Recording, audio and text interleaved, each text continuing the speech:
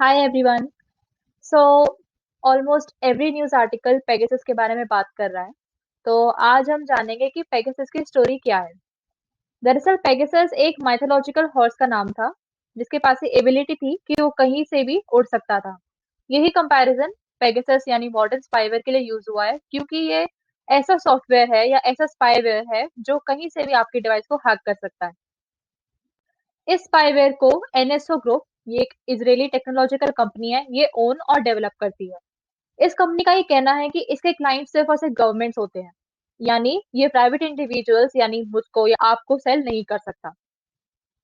So going by the numbers, over 60 intelligence agencies government की 40 countries में Pegasus को use करती हैं।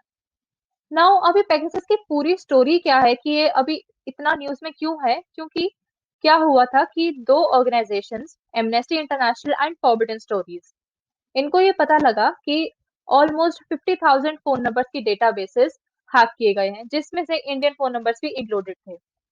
इन दो ऑर्गेनाइजेशंस ने different media companies all over the world को कॉन्टैक्ट किया, जिसमें द वायर फ्रॉम इंडिया भी इंक्लूड थी, और कलेक्टिवली एक इन्वेस्टिगेशन चालू की, जिसका नाम था पेगासस प्रोजेक्ट।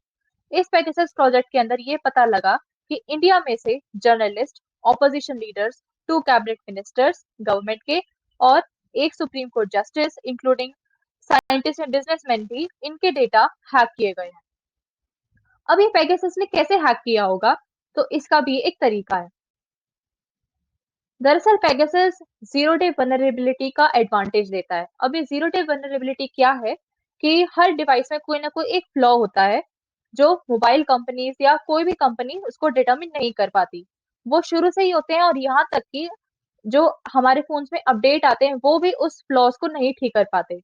तो पेगासस उन्हीं फ्लॉज को एडवांटेज में लेते हुए उन पे अटैक करता है और फोन्स या कोई भी डिवाइस को आसानी से हैक कर सकता है। अब पेगासस डिवाइस को हैक करने के लिए भी वेक्टर्स का यूज करता है। वेक्टर्स यानी कैरियर्स, जिसके थ्रू पेगासस आपके फोन या डिवाइस में घुसता है। ये वेक्टर्स भी दो टाइप्स के होते हैं। एक है वन क्लिक वेक्टर, जिसको फिशिंग कहते हैं, और दूसरा है जीरो क्लिक वेक्टर, जो कि एक न्यू और मॉडर्न मेथड है। So talking about one click vector, इसमें एज द नेम सजेस्ट आपके पास कोई भी लिंक आता है जिसको आप सिर्फ सिंगल क्लिक के थ्रू आप जब भी ओपन करते हैं, तो उससे पेगासस फोन्स या कोई डिवाइस जो आप यूज कर रहे हैं उसमें एंटर हो जाता है, और जितनी भी आपके फोन की सारी इंफॉर्मेशन है वो हैकर के सर्वर को दे देता है। इसको फिशिंग भी कहते हैं। दूसरा तरीका जो कि मॉडर्न तरीका है, जीरो क्लिक वेक्टर, जो आजकल एम्प्लॉय कर रहा है पेगासस, इसमें एज द नेम सजेस्ट कि बिना क्लिक करे पेगासस आपके फोन में एंटर होगा और सारा डेटा हैक कर लेगा। ये जनरली पुश मैसेजेस या पुश नोटिफिकेशंस जो हम जनरली रिसीव करते हैं उसके through Pegasus enters your phone. अब कौन कौन सी इंफॉर्मेशन है जो आपके फोन या डिवाइस की पेगासस लेता है, जिसमें आती है जीपीएस यानी आपकी location, even microphone, camera, contact details, WhatsApp chats and contacts, ये सभी पेगासस को पता लग जाता है। अब सबसे पहले पेगासस 2016 में न्यूज में आया था, जब उसने एक अनसक्सेसफुल अटेम्प्ट किया था to hack the device of Ahmed Mansoor, who was a human rights activist from UAE. Also 2019 में भी पेगासस फिर से न्यूज में आया था, जब व्हाट्सएप ने ये पेगासस को स्यू किया, क्योंकि miss voice call from WhatsApp से ही पेगासस एंटर कर रहा था। सो ये बहुत चौंकाने वाली बात है कि without even picking the calls Pegasus फिर भी फोन्स में आ रहा था, और इंडियन जर्नलिस्ट भी इसका शिकार हुए थे। और एक और बात मैं बता दूं आपसे, जनरली सुना ही होगा कि जितने भी ऑपोजिशन पॉलिटिशियंस हैं वो गवर्नमेंट पे ब्लेम कर रहे हैं। तो ऐसा वो क्या रीजन दे रहे हैं या ऐसा क्यों हो रहा है कि वो गवर्नमेंट पर ब्लेम कर रहे हैं कि ये सब गवर्नमेंट ने करा हो सकता है, तो मैं आपको बता दूं कि जैसे मैंने अभी पहले बताया था कि एनएसओ के क्लाइंट सिर्फ और सिर्फ गवर्नमेंट्स होती हैं, और वो प्राइवेट इंडिविजुअल्स को पेगासस नहीं बेच सकता है, तो इसीलिए सस्पिशंस गवर्नमेंट्स पर जा रहे हैं। मोर ओवर हमारे साइबर लॉज यानी information technology act 2000 and Indian telegraph act government को पावर देते हैं कि वो लॉफुली डेटा को इंटरसेप्ट कर सकती है। तीसरा ये कि गवर्नमेंट की कुछ सिलेक्टेड एजेंसीज के पास पावर है कि वो आपके डेटा को लॉफुली इंटरसेप्ट कर सकें। उन एजेंसीज में जैसे सीबीडीटी, एनआईए, रॉ, commissioner of police of Delhi, इनके पास ही पावर्स हैं।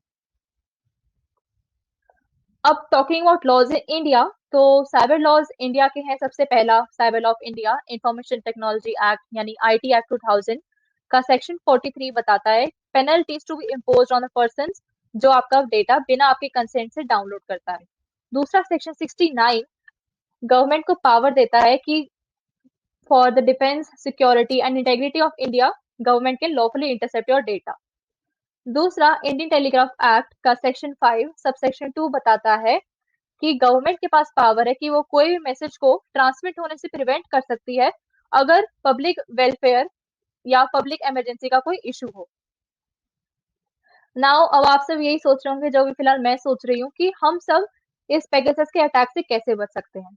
सो इसके भी कई प्रिवेंशन मेथड्स हैं, जिसका पहला एक कॉमन मेथड है कि अगर आपके पास कोई लिंक्स आते हैं जिसका आपको सोर्स ही नहीं पता है, जिसका आपको नहीं पता है कि इसका सेंडर कौन हो सकता है, because we all generally receive spam mails. जो हमारे जीमेल में स्पैम्स में बहुत सारे मेल्स होते हैं और उनके कई सोर्स हमें भी नहीं पता होते, तो उन लिंक्स को हम बिल्कुल मत खोलें। और मैसेजेस भी कई ऐसे आते हैं जिनका हमें पता नहीं है कि ये कौन सा मैसेज हो सकता है, तो उन लिंक्स को ना खोलें क्योंकि वी नेवर नो कि क्या वो पेगासस के द्वारा आ सकता है या नहीं। दूसरा ये we generally receive notifications about updates on our phones और एनी अदर डिवाइस कि update with this version is available. तो उन नोटिफिकेशंस पे डिपेंड ना होने की बजाय you should check it yourself by going on settings of your phone.